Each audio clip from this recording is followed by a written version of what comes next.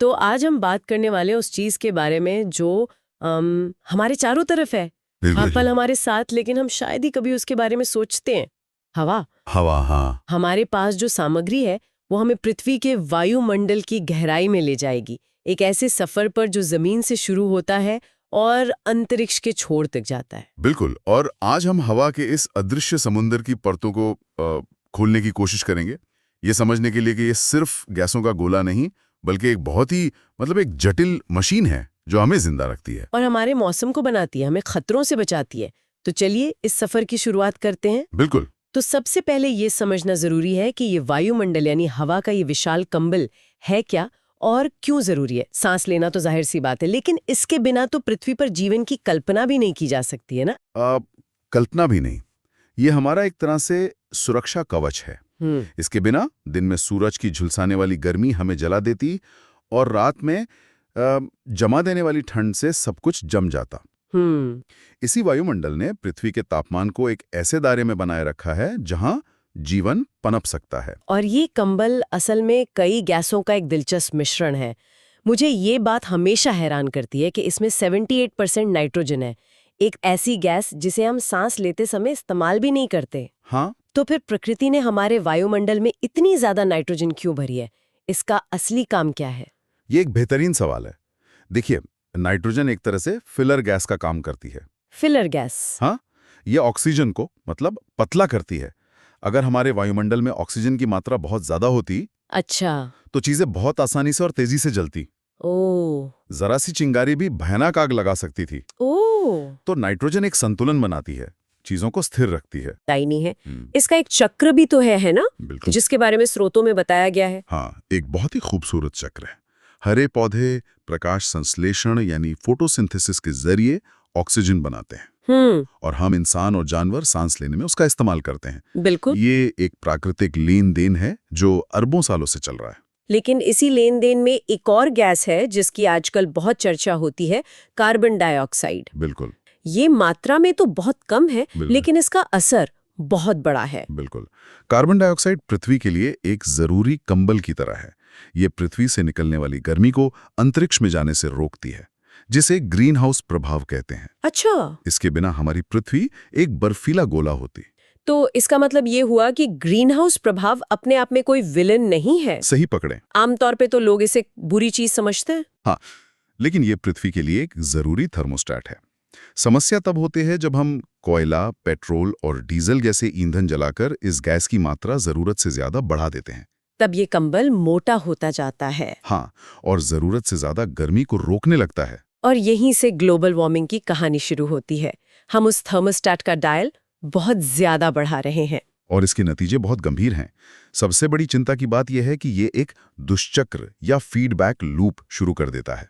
Feedback loop? जैसे तापमान बढ़ने से ध्रुवों की बर्फ पिघलती है। हाँ। बर्फ सूरज की रोशनी को वापस अंतरिक्ष में भेजती है, लेकिन जब उसकी जगह गहरा समुद्र या जमीन आ जाती है तो वो ज्यादा गर्मी सोखने लगते हैं। ओह। इससे तापमान और बढ़ता है और बर्फ और तेजी से पिघलती है। ये तो बहुत ही खतरनाक चक्र है। चलिए अब उस सफर पर निकलते हैं जिसका हमने शुरू में जिक्र किया था, जमीन से लेकर अंतरिक्ष के छोर तक, परत दर परत। बिल्कुल। ये समझने के लिए कि हवा का ये समंदर काम कैसे करता है, शुरुआत करते हैं सबसे निचली परत से, जहां हम रहते हैं। हाँ, तो हमारा वायुमंडल, जैसा मैंने कहा, एक प्याज की तरह है जिसमें कई परतें हैं। प्याज की तरह? हाँ, और ये सिर्फ अलग अलग ऊंचाई नहीं है, बल्कि हर परत का एक खास काम है। अच्छा। इन्हें हम 5 हिस्सों में बांट सकते हैं: शोभमंडल, समताप मंडल, मध्यमंडल, बाह्य वायुमंडल और बहिर्मंडल। ठीक है, तो हमारा सफर शुरू होता है शोभमंडल यानी ट्रोपोस्फेयर से। ये हमारी दुनिया है। बिल्कुल। पृथ्वी की सतह से लेकर करीब 13 किलोमीटर ऊपर तक।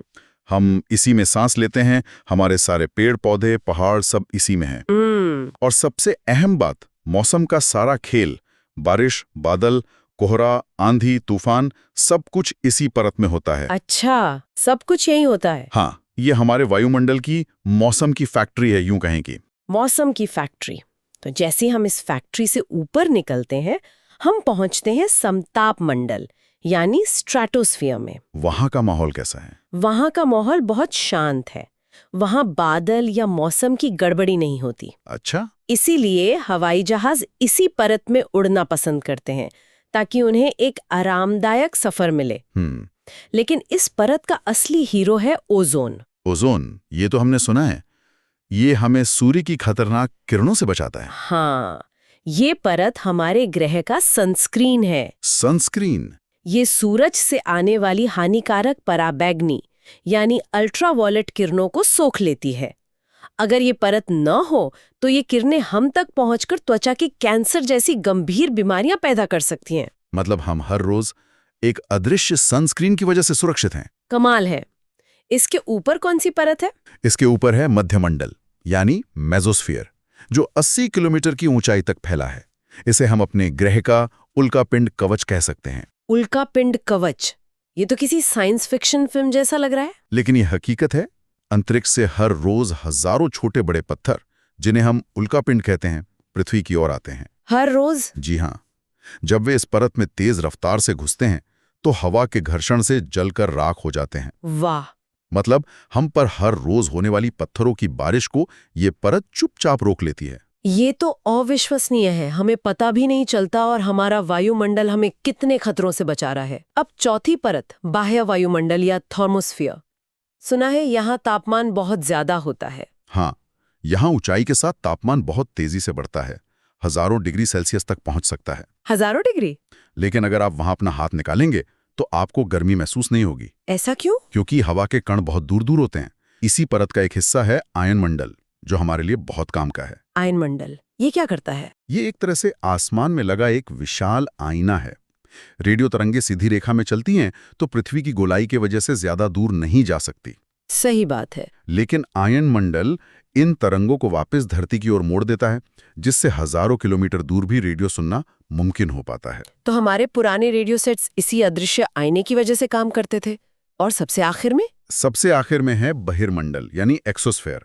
ये वायुमंडल की अंतिम सीमा है। अंतिम सीमा? यहाँ हवा इतनी पतली हो जाती है कि लगभग खत्म ही हो जाती है। हीलियम और हाइड्रोजन जैसी हल्की गैसें यहीं से धीरे धीरे अंतरिक्ष में विलीन हो जाती हैं। और यहाँ से अनंत अंतरिक्ष शुरू हो जाता है। बिल्कुल। वाह।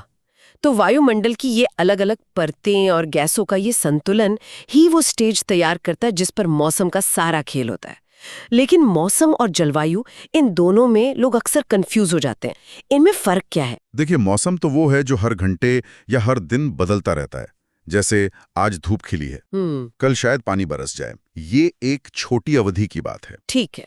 जबकि जलवायु किसी जगह का लंबे समय का औसत मौसम है। मान लीजिए 25-30 साल का। जैसे हम कहते हैं कि राजस्थान की जलवायु गर्म और सूखी है। और इन दोनों को कंट्रोल करने वाले कुछ मुख्य खिलाड़ी हैं।